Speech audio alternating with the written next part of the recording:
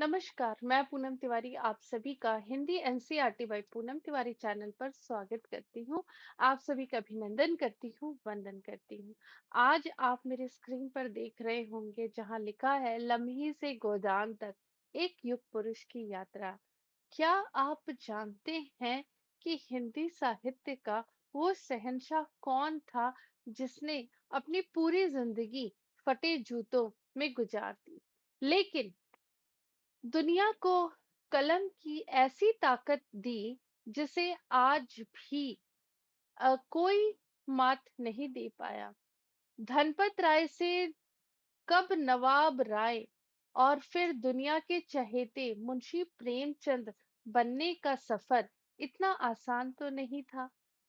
लेकिन गोदान से लेकर गबन तक आखिर प्रेमचंद्र की लेखनी में ऐसा क्या था, ऐसा कौन सा जादू था कि आज 100 साल बाद भी उनका हर शब्द सच लगता है। तो आइए जाने एक युग पुरुष की यात्रा, जो कोई और नहीं हमारे श्री मुंशी प्रेमचंद्र जी हैं। चैनल को अगर आप लोगों ने लाइक नहीं किया है, शेयर नहीं किया, सब्सक्राइब नहीं किया है, तो कर दीजिए। तो ये है हमारे मुंशी प्रेमचंद जी, जिनका जन्म 31 जुलाई 1880 को हुआ और जिन्होंने अपना देह और जिनका देहांत 8 अक्टूबर 1936 को हो जाता है। मुंशी प्रेमचंद प्रेमचंद जी का जीवन संघर्षों की एक लंबी दास्तान है और जिसने समाज को एक गहरी समझ दी। उनका जन्म 31 जुलाई 1880 को वाराणसी उत्तर प्रदेश के पास एक लम्ही नाम का एक गांव हुआ था, उसमें हुआ था। बचपन का नाम, उनका वास्तविक नाम था धनपत राय श्रीवास्तव और उनके चाचा उन्हें बचपन से ही प्यार से नवाब राय बुलाते थे। उनके पिता अजायब राय डाकघर के क्लर्क थे। बचपन में ही माता-पिता का साया सिर से उठ जाने के कारण बहुत तकलीफ में उनका बचपन बीता। माता का नाम था आनंदी देवी। जब प्रेमचंद 8 वर्ष के थे तभी उनकी माता का देहांत हो जाता है। पिताजी का नाम था अजायब राय, जो कि जो कि डाकघर में मुंशी के पद पर थे, क्लर्क जिसे कहते हैं।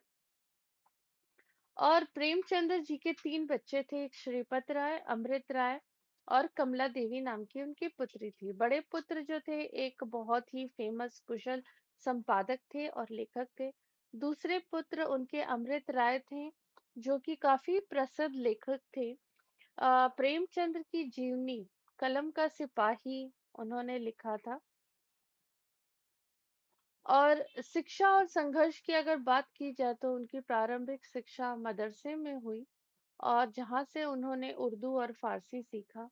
घर की आर्थिक स्थिति अच्छी नहीं थी तो उन्हें ट्यूशन पढ़ाकर अपनी पढ़ाई जारी रखनी पड़ी, दूसरों को ट्यूशन पढ़ाते थे।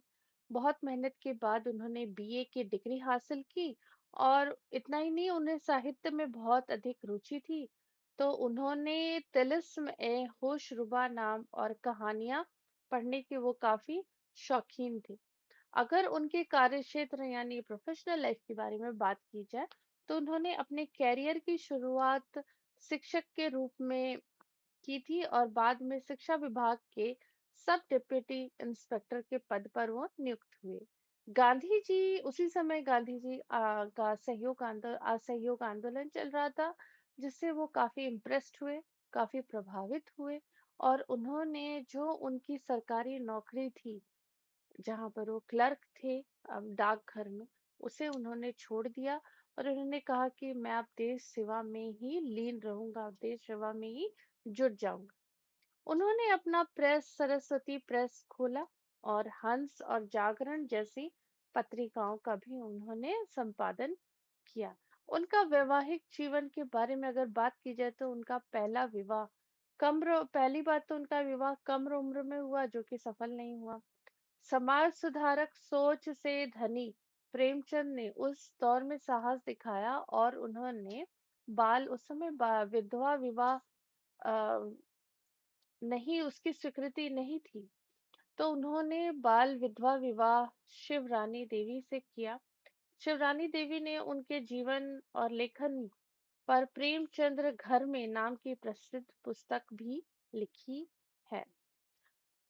अगर चैनल को आप लोगों ने लाइक शेयर सब्सक्राइब नहीं किया है तो कर दीजिए। उनकी उपलब्धि और उपाधियों के बारे में बात की जाए तो प्रेमचंद्र जी कथा सम्राट थे। उन्हें ये टाइटल मिला कथा सम्राट का।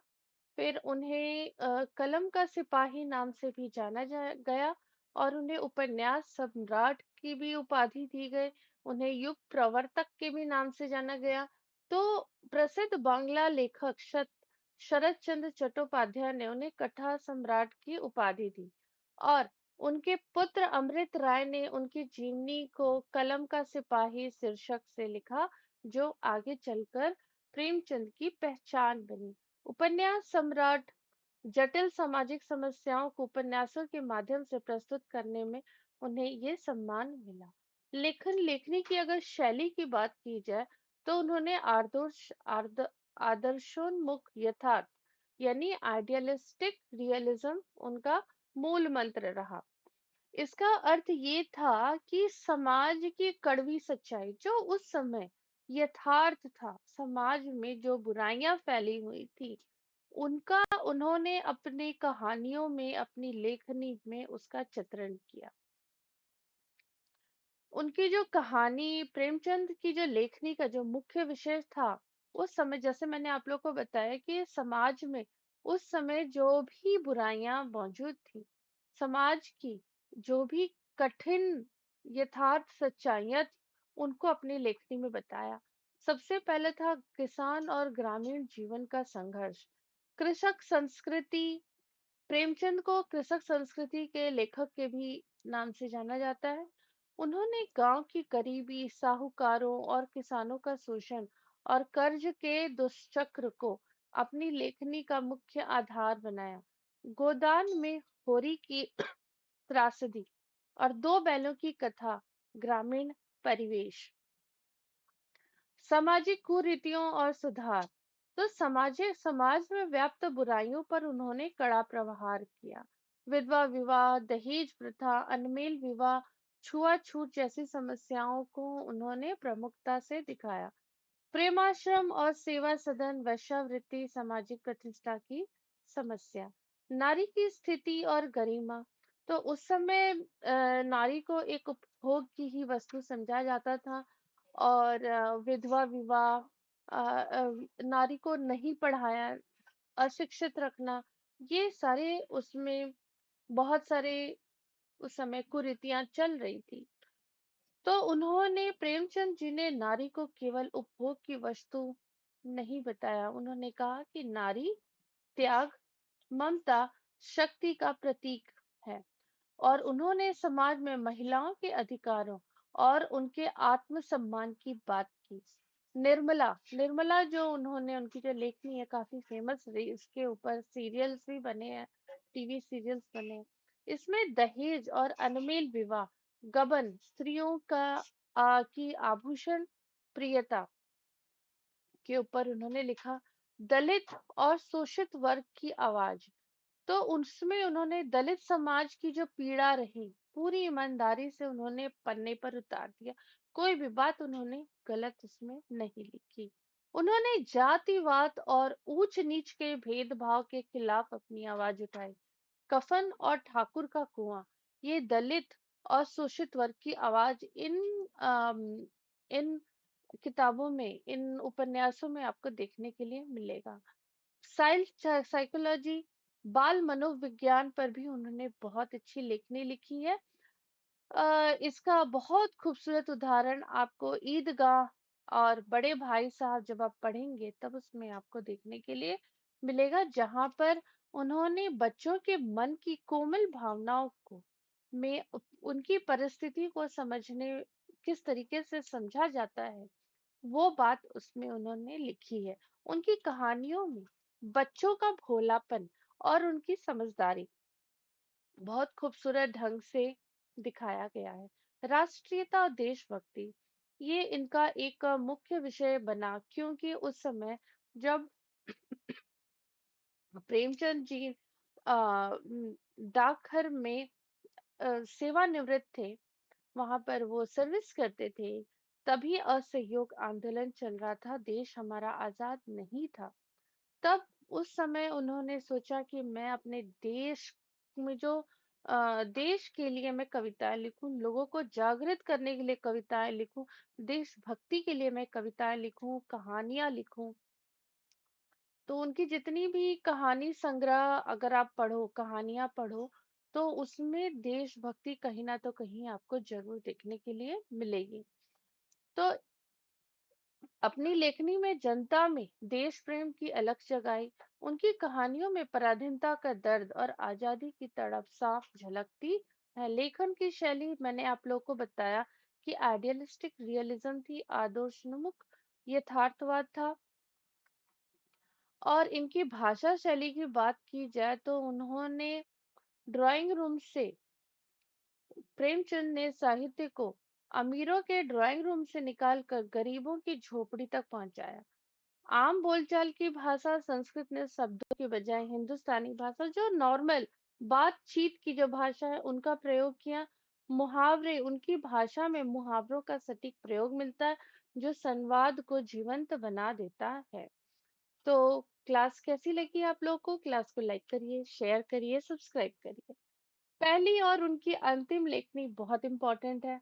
पहली लेखनी की अगर बात की जाए तो असरार माबिद है, जो कि उन्होंने जिसका हिंदी अनुवाद देवस्थान रहस्य लिखा।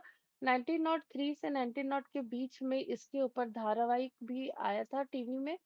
पहली कहानी सबसे संसार का सबसे अनमोल रत्न माना जाता है, जो 1907 में उर्दू उर्दू पत्रिका जमाना में प्रकाशित हुई थी। अंतिम कहानी की बात की जाए तो कफन थी, जो यथार्थवाद का चरम रूप पेश करती है। अंतिम उपन्यास उनका गोदान रहा, पूर्ण उपन्यास। और जो उपन्यास वो खत्म नहीं कर पाए वो था मंगलसूत्र, और उसे उनके पुत्र अमृत राय ने पूरा किया था।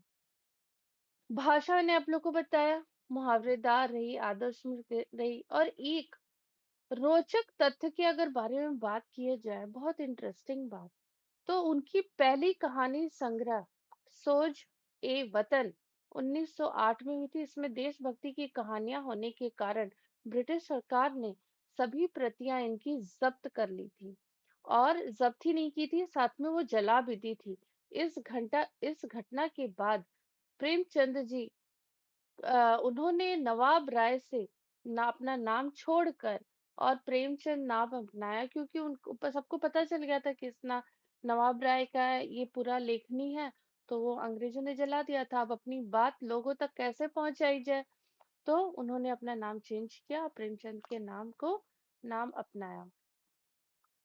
प्रेमचंद जी का जो महाप्राणायन बोलिए, मृत्यु बोलिए, देहांत बोलिए, तो 8 अक्टूबर 1936 को हो जाता है। स्थान वाराणसी, बनारस में हुआ। एक लंबे समय से उनको जठराग्नि मतलब गैस्ट्रिक की प्रॉब्लम थी, पेट में अल्सर हो गए थे, उससे जूझ रहे थे। निरंतर बढ़ते काम के दबाव, आर्थिक तंगी, गिरते हुए स्वास्थ्य के कारण उनका शरीर कमजोर हो चला था। तो ये है आपका जो प्रेमचंद जी का गांव है लमही, उनके याद में ये स्मृति द्वार बनाया गया है। अगर इस गेट के आप बाईं ओर का दृश्य देखेंगे तो वो कुछ इस तरह से दिखता है, और अगर इस गेट के दाईं ओर अगर आप देखते हैं तो उसका दृश्य कुछ इस तरीके से दिखता है।